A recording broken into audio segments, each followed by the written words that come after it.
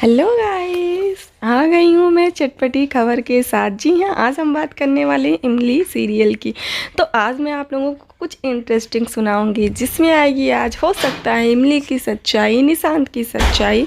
रुको रुको, थोड़ा वीडियो को वॉच करो तभी समझ में आएगा ना। स्किप करके जाओगे तो कहाँ समझ में आएगा। जैसा कि आप सभी को पता है कि निशांत जी को आ जाता है चक्कर और वो बेहोश हो जाते हैं। उनको ले जाया जाता है कमरे में और वहाँ पर उनको ले जाने के बाद डॉक्टर को बुलाया जाता है। जी हाँ, जब डॉक्टर आते हैं चेकअप करते हैं तो निशांत रहते हैं बेहोश। और उतने में ही घर वाले तरह तरह की बातें करने लगते हैं, घबराने लगते हैं। डॉक्टर बोलते हैं कि आप सभी बाहर चले जाओ, तभी मैं अच्छे से चेकअप कर पाऊँगा। इमली को बोलते हैं कि जाओ तुम थोड़ा सा गर्म पानी लेकर आओ।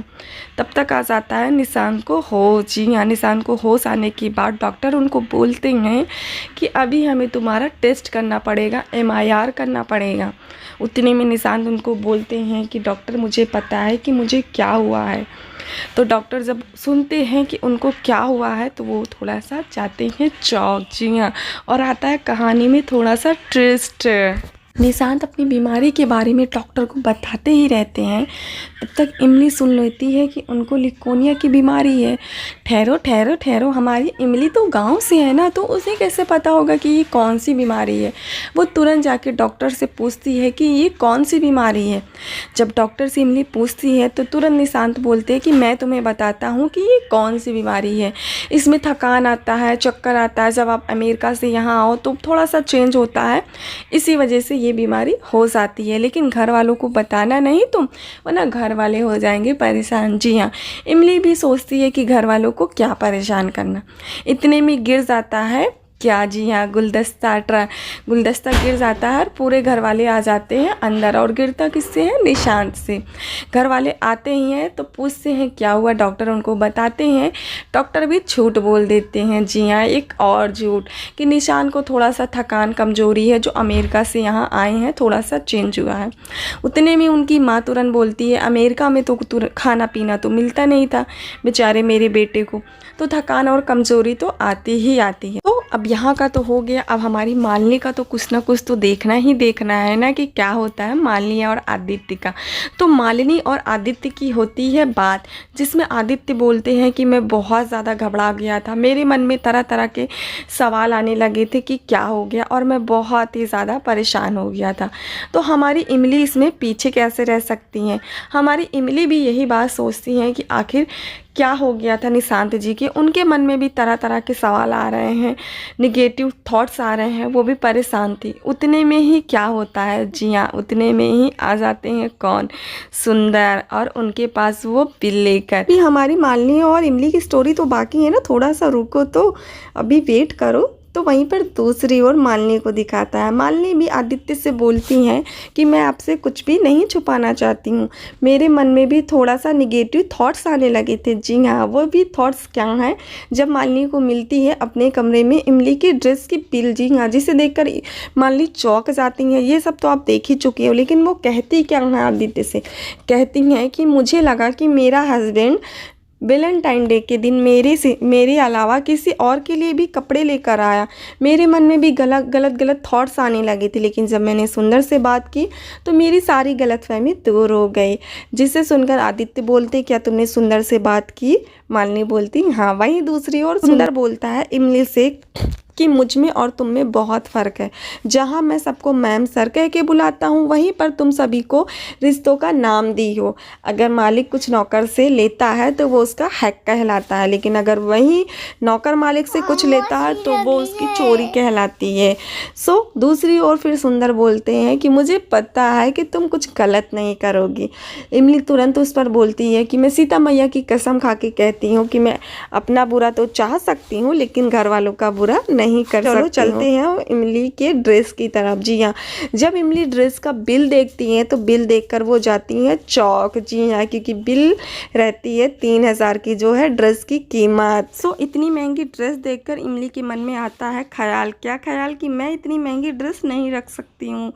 वो जैसे ही जाती हैं आदित्य को ड्रेस वापस करने, वैसे ही होती है, जी हाँ, मालिनी की एंट्री। और मालिनी बोलती हैं कि ये ड्रेस तुम्हें बहुत ही ज़्यादा पसंद है ना, और तुम पर बहुत बहुत ही ज़्यादा अच्छी भी लग रही थी। इमली बोलती है ड्रेस बहुत ही ज़्यादा महंगी है और मैं इसे अपने पास नहीं रख सकती हूँ, मैं जा रही हूँ वापस करने। उस पर मालिनी बोलती हैं कि सुंदर के मन में ज़रूर ही कुछ होगा, तभी तो तुमको उसने वैलेंटाइन डे के दिन रेड ड्रेस दिया है। वैलेंटाइन डे के दिन रेड ड्रेस कोई ऐसे ही नहीं देता है। मालिनी उस पर सफाई देते हुए बोलती हैं, इमली सफाई देते हुए बोलती हैं कि ऐसा कुछ भी नहीं है। उसके बाद मालिनी उनको समझाती हैं कि किसी का दिया हुआ गिफ्ट जी हाँ वापस नहीं किया जाता है, और मुझे आदित्य ने भी बहुत गिफ्ट दिए हैं जिसे मैं अभी तक वापस नहीं की हूँ। जी हाँ, वहीं दूसरी ओर निशांत की माँ और निशांत की दादी उनकी सेवा करती रहती हैं।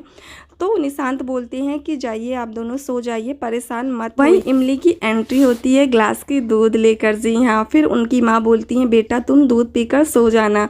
उसके बाद इमली निशांत से बोलती हैं कि जब मैं अपनी माँ से झूठ बोलती हूँ तो ऐसे ही मेरी आंखों में आंसू रहता है।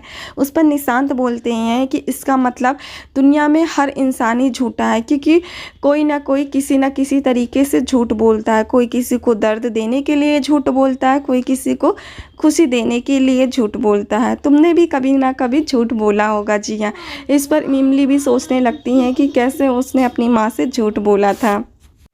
वहीं दूसरी ओर इमली जाती हैं ड्रेस वापस करने। अब क्या हो गया इमली को हमारी, चलो छोड़ो, इनके मन में तो कुछ ना कुछ चलते ही रहता है। सो ये चल देती हैं आदित्य को ड्रेस वापस करने। जब आदित्य ये देखते हैं तो वो भी जाते हैं चौक और सोचते हैं इस छल्ली को फिर क्या हो गया।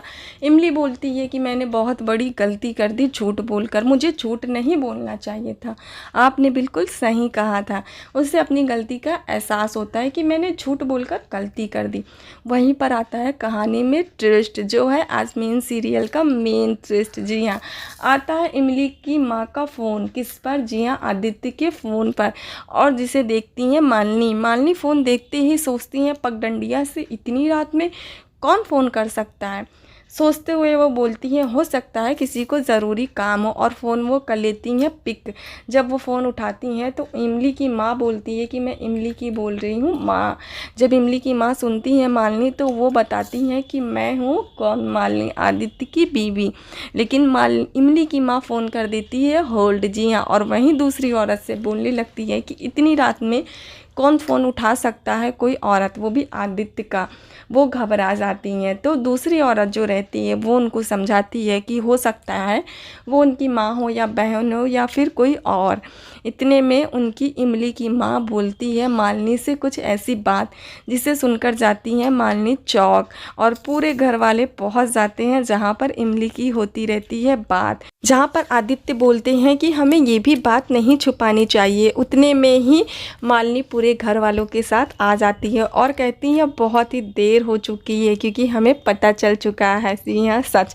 अब ये सच क्या पता चला है ये तो नेक्स्ट एपिसोड में ही देखने पर पता चलेगा। सो इस वीडियो को कर दो जल्दी से लाइक, सब्सक्राइब, और मैं आऊँगी फिर नई नई खबरों के साथ।